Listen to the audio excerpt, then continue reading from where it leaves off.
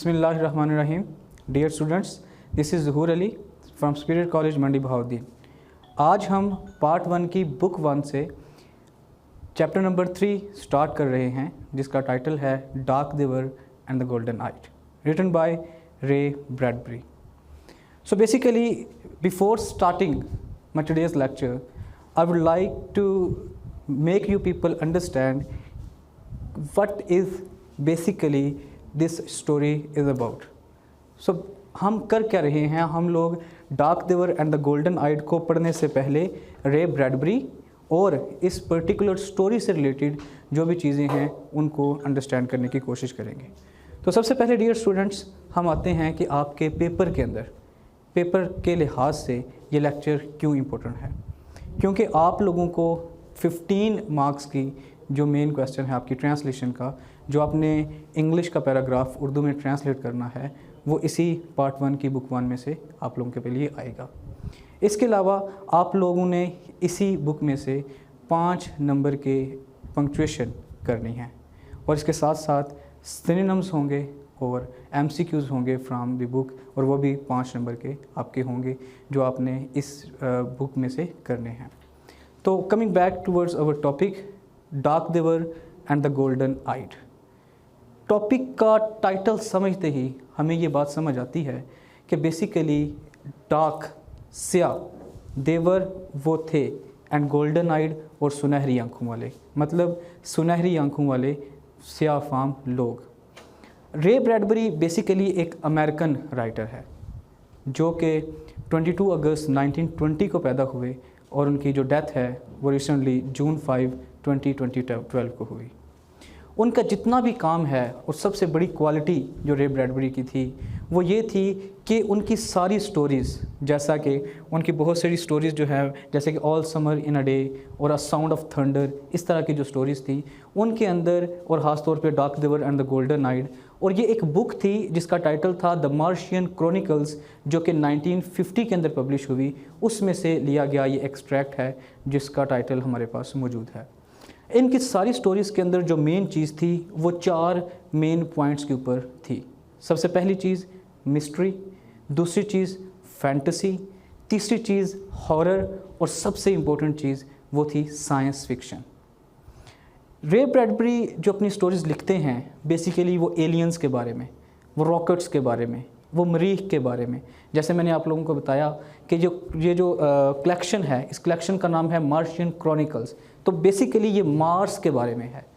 अब मार्स के ऊपर ये जो कहानी है ये एक ऐसी फैमिली के से रिलेटेड है जो कि वर्ल्ड वार की वजह से ज़मीन से हला के अंदर, मरीख के अंदर जाती है। अब इसके पीछे क्या वजूहात हैं? सबसे पहली वजह ये हो सकती है, इंसान सोच सकता है, और जो इसके में बताई गई है वो ये है कि वर्ल्ड वार, क्योंकि आप लोगों को पता है कि 1939 से लेके 1945 तक का जो इरा था, इसके दौरान वर्ल्ड वार थी। तो उसके जो आफ्टर इफ़ेक्ट्स थे उसके ऊपर राइटर, क्योंकि मोस्ट सेंसिटिव पार्ट होते हैं एक सोसाइटी का, तो उन्होंने इसके ऊपर लिखा। तो उसने ये जो वर्ल्ड वार का सिनेरियो था, ख़ास तौर पे जो एटम बॉम्ब था, उसके डर की वजह से एक फैमिली जिसका जो हेड होता है उसका नाम हैरी बिटरिंग होता है, वो अपनी फैमिली के साथ, जिसमें उसके 3 बच्चे और बीवी जिसका नाम कोरा होता है, और बच्चे जो है एक का नाम जो है वो डेविड होता है, एक का नाम लॉरा होता है, ठीक है। और ये बच्चे जो हैं इसके साथ जाते हैं। अब इसके पीछे जो वजूहात होती हैं वो ये भी हो सकता है कि या तो वो जंग की वजह से जा रहे हैं, दूसरी वजह ये हो सकती है कि वो मरीख के ऊपर कब्ज़ा करने के लिए भी, या मरीख के ऊपर अपनी जगह बनाने के लिए भी जा सकते हैं। सो अब हम आते हैं इस स्टोरी की तरफ। स्टोरी जब ओपन होती है, जब स्टोरी शुरू होती है, तो हमें पता चलता है कि एक रॉकेट जो है वो मरीख की सरजमीन के ऊपर उतरता है और भाप निकालता हुआ मरीख की सरजमीन के ऊपर ठंडा होता है। बिटरिंग फैमिली जो है वो मार्स के ऊपर लैंड करती है। जब वो मार्स के ऊपर लैंड करती है तो बिटरिंग को ऐसे महसूस होता है कि जैसे उसके जिस्म के सारे अज़ा जो हैं वो टाइट हो गए हैं और वो फड़फड़ा रहे हैं, ऐसे जैसे कि वो एक वैक्यूम के सामने खड़ा हुआ हो। वो बहुत ज़्यादा परेशान होता है इस मौसम को देख के। तो उसकी बीवी पूछती है कि क्या बात है, व्हाट इज़ इट? तो वो आगे से कहता है कि let's go back to the earth, तो हमें इस बात से क्या अंदाज़ा होता है? हमें अंदाज़ा ये होता है कि Harry Bittering doesn't want to stay, but his wife continues to insist कि हमें जी यहाँ ही रहना चाहिए। क्यों वो इंसिस्ट करती है? वो कहती है कि हम वापस जाएं। तो किस लिए जाएं? ज़मीन के ऊपर, टू अर्थ, कि कहीं भी किसी भी वक्त न्यूयॉर्क के ऊपर एटम बम का हमला होगा और सारे उड़ जाएंगे, ख़त्म हो जाएंगे, तो क्या हम उस जगह पे वापस चले जाएं जहाँ पे पहले से मौत हमारा इंतज़ार कर रही है? तो वो कहती कम से कम इधर हम महफूज तो होंगे। हैरी कहता है कि महफूज तो होंगे, लेकिन we will be safe and insane. महफूज होंगे लेकिन पागल होंगे। क्यों? क्योंकि वो जो वेदर होता है, वो जो वहाँ का मौसम होता है, वो बिल्कुल ऐसे ड्राई होता है। रात के वक्त फोग होती है और जो उनका जो वहाँ पे रहने का जो स्टाइल होता है वो टोटली चेंज होता है। वो कहता है कि ये हमारी जगह नहीं है, ये मरीख के लोगों की जगह है, हम ज़मीन के लोग हैं। We are clean decent people, this is not our land. But eventually वो वहाँ पे स्टे करता है। अब स्टे कैसे करता है? और वो ऐसे, उसकी मिसाल, इस राइटर की खूबसूरती ये है कि जब भी ये कोई एग्जाम्पल, कोई चीज़ समझाने की कोशिश करता है तो मिसाल के साथ समझाने की कोशिश करता है। तो कहता है कि वो अपनी फैमिली के साथ उस कस्बे की तरफ जो है वो रवाना होता है, ऐसे जैसे कि कोई बंदा समुंदर के अंदर डूबने के लिए जा रहा हो, तैयार हो डूबने के लिए और मरने के लिए तैयार हो। तो बिल्कुल इसी तरह से हैरी भी अपनी फैमिली के साथ उस पर्टिकुलर प्लेस के अंदर रहने के लिए चला जाता है। लेकिन वहाँ पे वो एक खूबसूरत कॉटेज बनाते हैं वाइट कलर का, जैसे कि ज़मीन के ऊपर वो उन्होंने बनाया होता है, क्योंकि वो उसको ज़मीन के मुताबिक ढालना चाहते हैं। और अच्छा खूबसूरत जो है वो खाना, ब्रेकफास्ट वहाँ पे करते हैं, जो वो ज़मीन से साथ में लाए होते हैं, डीप फ्रीज़ के अंदर जो उन्होंने रखा होता है। लेकिन जो डर है, डर किस बात का? डर इस बात का, जैसे कि अगर आपने देखा हो तो जो डाइंग सन था, जो हमने पहला लेक्चर था, जो पहला टॉपिक था, उसके अंदर भी सेकंड ईयर का, उसके अंदर भी जो है वो बात ये होती है कि ये जो खला क्योंकि बहुत बड़ी है, तो सबसे पहली चीज़ हमें डर लगता है क्योंकि ये इतनी ज़्यादा बड़ी खला के अंदर हम मौजूद होते हैं। यहाँ पे उसको डर ये होता है कि पता नहीं ये मौसम हमारे पे किस तरह से इफ़ेक्ट करेगा, हमारे कलर चेंज हो रही है, इन्वायरमेंट चेंज हो रहा है, हमारी जो हेल्थ है वो चेंज हो रही है, हमारी आँखों का कलर चेंज हो रहा है।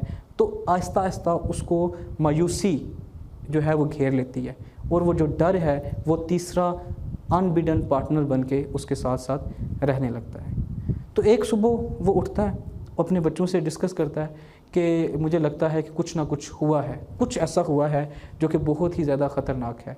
और वो अपनी बीवी से कहता है कि देखो ये जो तबाहकारियाँ हैं, ये जो जितने भी घर हैं, इनको देख के तुम्हें हैरानगी नहीं होती कि मरीख के लोग किस तरह के होते हैं? तो वहाँ पे एक लाइन है बड़ी खूबसूरत उस टेक्स्ट के अंदर, वो लिखता है कि you look at the staircase and you wonder what a Martian looked like climbing on it. कि आप एक स्टेयर को देखते हैं और आप हैरान होते हैं कि किस तरह से मरीख के लोग लगते होंगे उसके ऊपर चढ़ते हुए। और उसके बाद एक लाइन बोलता है कि all dead cities have ghost in them, a memory, एक याद। इससे क्या मुराद है कि जब वो देखता है कि किसी कोई तबाहशुदा जगह है, मिसाल के तौर पर हम कहते हैं मोहनजोदड़ो, हड़प्पा, तो जब हम उन सिटीज़ के बारे में सोचते हैं तो हमें पता चलता है कि उसके पीछे एक स्टोरी है, एक पूरा कल्चर है, पूरा के पूरा ट्रेडिशंस हैं, वैल्यूज़ हैं, नॉर्म्स हैं, एक पूरी नेशन है। तो वो डेड सिटी है लेकिन उसके अंदर कहानियाँ हैं। बिल्कुल इसी तरह से वो कहता है कि ये घोस्ट जो हैं, मेमोरीज़ जो हैं, यादें जो हैं, ये भूत बन के इस जगहों के ऊपर घूम रही हैं। तो हो सकता है कि हम भी किसी दिन इसी तरह से ये मेमोरी बन जाएं इस जगह के ऊपर और हमें भी जो लोग आए और वो देख के कहें कि हम भी शायद इसी तरह के थे।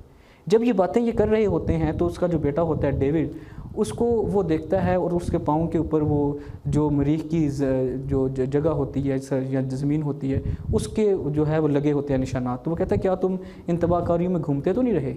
वो कहता है नहीं बाबा। क्यों? वो कहता है क्योंकि उसके अंदर वो क्रियोसिटी होती है, वो जानना चाहता है उस पर्टिकुलर प्लेस के बारे में कि यहाँ पे क्या कोई और लोग तो नहीं रहते थे।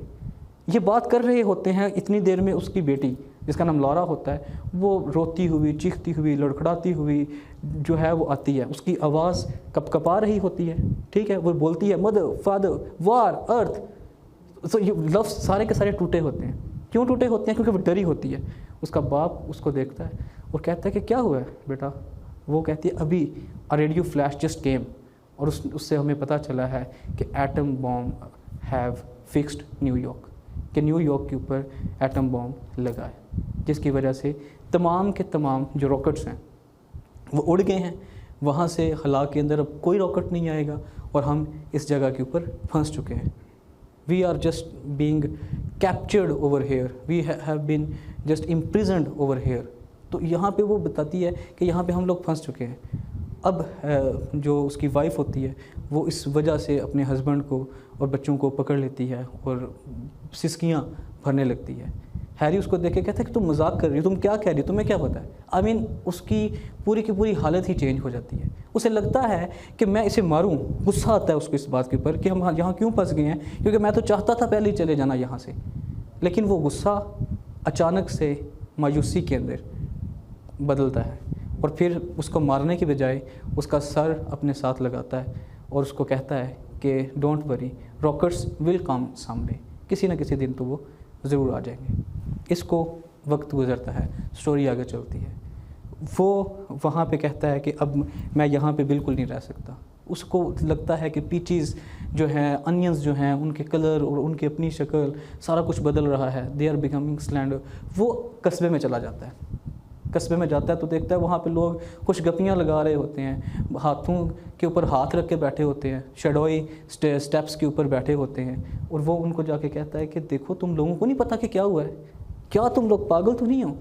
तो उसका दिल करता है कि मैं फायर करूँ हवा के अंदर, क्यों, ताकि इन लोगों को होश आए। वो क्योंकि डिप्रेस होता है और उन लोगों से कहता है कि तुम्हें पता है कि ज़मीन के ऊपर कोई सियारा नहीं आएगा, उसको वहाँ से कोई रॉकेट नहीं आएगा, तो हम लोग वापस कैसे जाएंगे। तो कहते हैं कौन जाना चाहते हैं। वो लोग बिल्कुल भी इस चीज़ को सीरियस नहीं लेते। खैर वो कहता है कि मैं यहाँ से रॉकेट खुद तैयार करूँगा। तो वो एक रॉकेट बनाने की कोशिश करता है। तो दूसरे जो दोस्त होते हैं उसका मजाक उड़ाते हैं और वो कहते हैं कि तुम्हें लगता है कि तुम्हारी आंखें का रंग बदल रहा है, या हमारी आंखों का रंग बदल रहा है, तो शीशा देखो। वो शीशा देखता है तो उसकी अपनी जो शक्ल है वो भी बदल रही होती है, उसकी आंखें भी बदल रही होती हैं। जब वो बदल रही होती हैं तो वो शीशा नीचे फेंकता है और उसको तोड़ देता है और रॉकेट बनाने के लिए चला जाता है।